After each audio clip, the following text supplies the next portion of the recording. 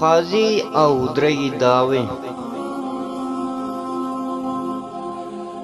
یو سړی د چرګانو دکان ته ورغی او له هغه څخه یې یکې پاتې چرګ واخیست، په خپل لاس یې حلال کړ او بیا یې دکاندار ته وویل ته دا چرګ راته ټوټه کړه، زه تر هغه په بازار کې نوره سودا اخلم او راځم.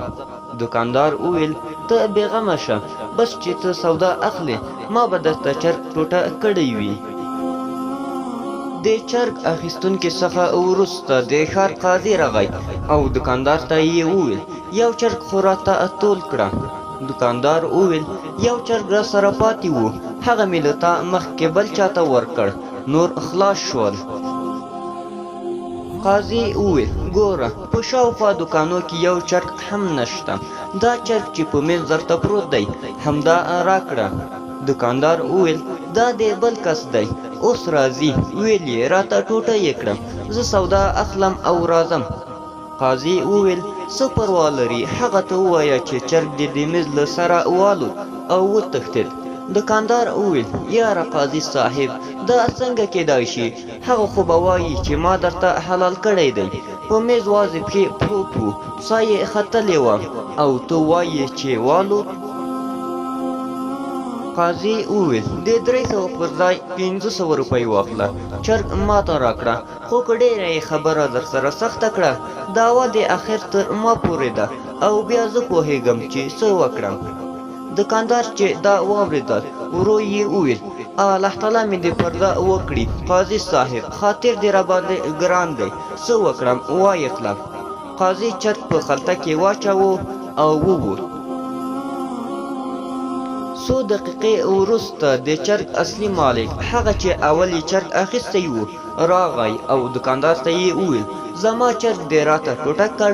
دکاندار وویل هغه خو داسې ده چې ما دې ته حلال کړی چرګ ټوټه کوو، خو د چړې له ګزار څخه مخکې د میز له سره والوت او وتښتېد. د چرګ څښتن حیران شو چې څنګه وتښتېد، هغه خو ما درته حلال کړی و، د میز پر سر پروت و، بیا څنګه والوت. خبره یې سره کش کړه، په لومړیو کې دواړو ښې خولې سره پاکې کړې او وروسته خبره تر ګریوان او جنګه ورسېده. د چرګ څښتن دکاندار ته وویل چې اوس دې محکمې ته بونظم نه دې پرېږدم، څنګه حلال کړی چرګ الوزي، خدای دې خوار که. په دې منطق دواړه محکمې ته سره روان شول. په لاره کې یې له لرې ولیدل چې د 2 کسانو جنګ دی.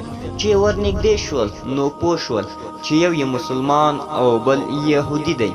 دوی یې د جلا کولو کوشش کوو، خو ناڅاپه د دکاندار ګوته په تیزي سره د یهودي په سترګه کې ننوته، د یهودي سترګه یې ړنده کړه. خلکو دکاندار ونیو او ټولو وویل چې محکمې ته یې کش نه کړو دغسې نه کیږي. په دکاندار غریب 2 دعوې جوړې شوې. خلکو دکاندار له لاسونو کلک نیولی و، محکمې ته یې راورسو. یو ډول دکاندار له خلکو څخه خپل لاسونه خوشې کړل او له منځه یې په تېښته بریالی شو. بس نو دکاندار مخکې او ډله خلک له شا پسې منډې وهي.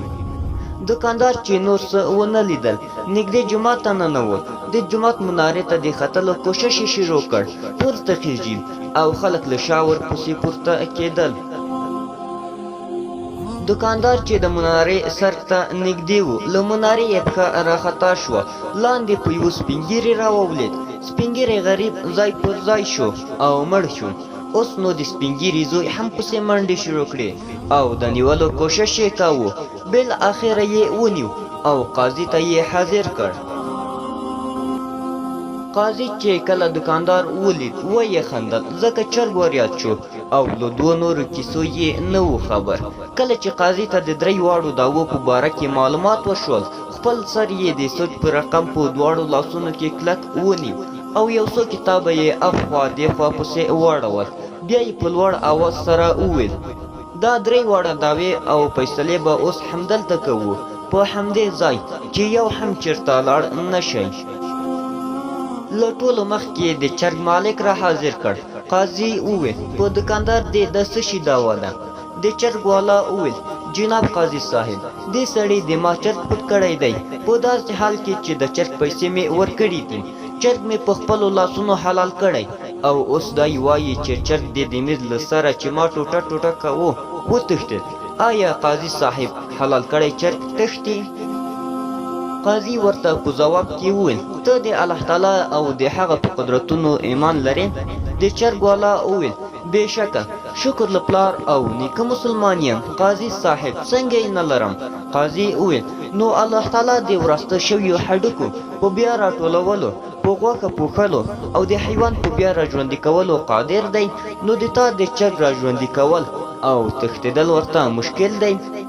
د چرګ والا چې دا واورېدل غلی شو، انکار یې نشو کولی. د ملامتیا په باره یې سر ښکته واچوو او خپله دعوه یې بیرته واخیسته. قاضي وویل دوهمه دعوه د چا ده؟ را حاضر دي شي.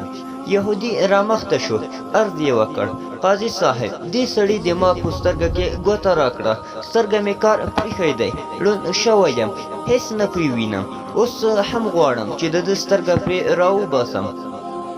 قاضي یو څه سوچ وکړ او بیا یې داسې وویل په مسلمان د غیر مسلمان نیم حق دی، نو د دې لپاره به لومړی دوکاندار ستا د بله سترګه هم راباسي چې دوه شي، بیا ته کولی شي چې د دوکاندار یوه سترګه راوباسې. یهودي چې دا واورېدل قرار پر شا شو، خپله دعوه یې بیرته واخیسته. قاضي وویل دریم کس دې هم را حاضر شي، څوک دی او څه دعوه لري؟